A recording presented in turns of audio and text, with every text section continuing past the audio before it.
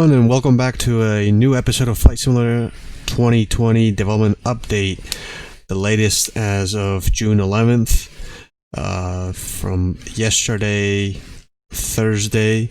We're going to cover some alpha news. Alpha version 4 was released, as well as the METEOBLUE Discovery series as well. It's out. I recommend you guys see it. We're going to cover, a brief summary over it. And then lastly, we'll cover some SDK news. Also important, alpha invitations have been sent out as of last night or yesterday, Thursday, depending where you live. And so check your emails, and those of you who have been accepted, congratulations. So let's get right into it. There's a lot to cover as for the alpha news. I'm going to go over the most important or newsworthy alpha version 4 build notes. Little side note from the development team, there are several fixes from the simulation of the 747 in the update. Most notably, the glass cockpit should be more accurate, and the overall autopilot, they mentioned, is the functionality has been overall improved. Further visual improvements were made to the cockpits as well to the airframe, exterior, and some visual effects. And overall, the experience has been polished. There's also been some transversal fixes to improve both commercial planes, that being the 747 and the A320neo. Updates include the V-speed improvements, which have been improved, as well for the flight performance controls and overall predictability during flight. Improvements were also made to better represent the flight plan with more accurate calculations and visual representation in the displays. As for the TBM 930, they received a complete pass based on user feedback and improvements from the backlog that the development team has. And finally, from the side note from the development team, they have fixed lots and lots of bugs and added further polish across the entire experience. They say they still have room to improve, and they are looking forward to the alpha testers' feedback. So let's go right into the build notes. We'll start off with the new content in the alpha version 4. First thing is the flight model. I mentioned there's universal improvements that are ready to test. Overall flight model updates have been applied to all the planes. We have made overall, they mentioned they have made overall changes to the aerodynamics for the vertical and horizontal tail to make them behave more like wing surfaces and not flat surfaces. It's a big change overall, and the model behavior and required overall readjustment of the plane. So you alpha testers, we have a lot to test. The expected result is that we know, well, now there's supposed to be a more realistic elevator and rudder authority curves. Those curves are depending on the your hardware that you use, as in your yoke, your rudder pedals, etc. They also mention in the build notes that they improved the weight and balance settings of the aircraft in this alpha version, and they're using a better Mach percentage, which depends on where the center of gravity is, depending on the datum of the aircraft and where the reference point is set. So general summary of the improvements: improved elevator and rudder authority for all of the aircraft in the alpha version 4, improved pitch and yaw stability for the planes, improved weight and balance for all the planes, and as well, lastly, improved stall behavior of all aircraft. Move on to the second added new content is updates to the camera. A few improvements have been made to the cameras, and they're waiting for alpha testers' input to see what they think. They've added inputs to allow control of the cockpit cameras so they can move backward and forward. Before this alpha version, we could only move side to side. And now they've added also that the right click on your mouse button allows you to drag the camera, and it's not the middle mouse button.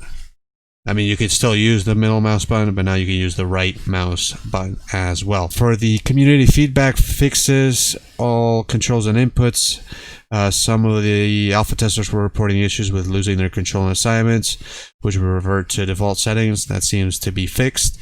The TBM 930, the speed and altitude trend line, have been corrected from white to magenta. TBM 930 as well, the yoke vibration issues that were reported when using the Copilot, I'm guessing the Copilot camera, that seems to be fixed. The peripherals, corrected issues with reported when using the Honeycomb yoke, and airport issues reported and fixed. That moves us into the plane specific changes and improvements to the overall aircraft. The focus in all areas to improve autopilot and user experience and its effect on all the planes has been improved. All airlines had transitions that were not loading into the MCDU or the FMS for the 747, or the more correctly said, the CDU of the 747, when creating a all the transitions that you were making in the flight plan user interface were not going into the MCDU or CDU for the 747, and that has been corrected. As for the A320neo, tuning of the trim should be more realistic to the real-world experience and more balanced. The auto thrust and auto pitch issue has been fixed, which was affecting the user's stability to maintain speed and strong headwinds, and what would result in a stall. The A320 engines will now start when following the checklist, starting engines procedure. For the 747, it was previously possible to have the APU generator and exterior power connected. Now they are exclusive. Engine number 1 and engine number 2 were reversed, so that has been correct. Some other minor fixes for the Bonanza G36, the activating the landing gear or flaps, it would during flight. So if you were going to land or something, you set the flaps or the gear, it would turn off the battery. All your instruments would turn off, obviously. So that has been corrected. The Cessna 152, the corrections to the altimeter, and for the TBM 930, they have revised the autopilot so the aircraft would not rock so much on the autopilot when it was on. The flight level change button now activates the flight level change mode instead of the altitude mode. The flight plan now better matches what user sets on the world map screen, and the TBM 930 engine no longer shuts down after a teleport. Move on to the airport specific changes. Airports have been overall improved on all the global airports, and they also included missing content based on Bing aerial imagery. The taxiway logic and visual markers have been added. Surface types on airport runways, taxiways, and aprons have been updated. Parking areas for aircraft also has been updated, and additional and improved ground markings on taxiways and aprons, and other general visual improvements. Lastly, for the Alpha version 4, bug fixes. So overall bug fixes and improvements for stability. That is both for stability and frame rate improvements. Airports, audio, cameras, controls, performance, and the user interface. Tons of fixes. I'm not going to go over all. They're just minor bug fixes. I will mention the weather and world. For the weather, the effect of the live weather wind would have on airplanes was too strong, and now matches well, at least it better matches the real world behavior. Also, unrealistic wind gusts were sometimes created when customizing settings. That should be less frequent now. And lastly, for the world tiles, the black stripes that were created on the world tiles edges have now been fixed. So that's it for the Alpha version 4 build notes and news. Now we're going to move into the METEOBLUE Discovery series. The video is on the flightsimulator.com website. I recommend you guys to go check that out. And now I'll try to put the link of the YouTube video in the description below, so you guys can go ahead and check that out if you haven't seen it yet. We're just going to summarize overall. It was very interesting and it's worth watching.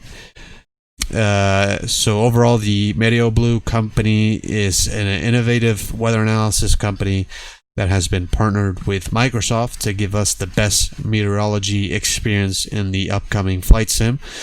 They basically take large squared snapshots of all the regions possible of Earth, and each square has tons of layers to be able to gather and later portray the weather at different altitudes, also improving the precision of the weather that they can provide us.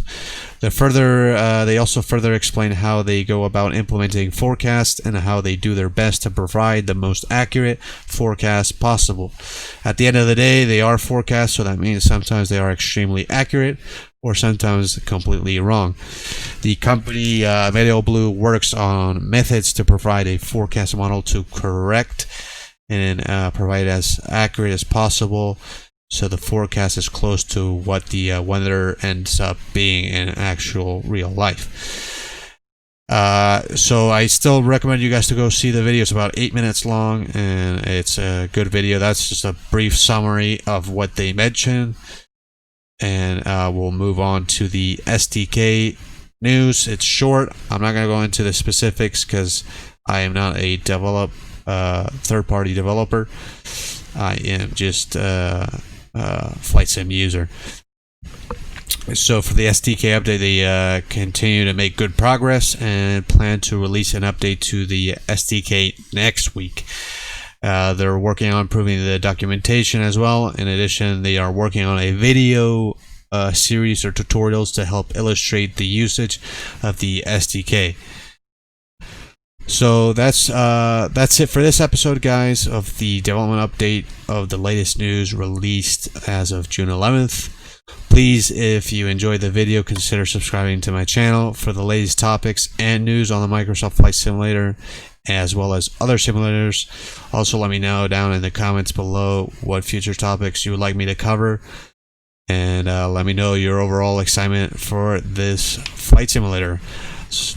Thanks for watching once again, and I'll see you guys in the next video.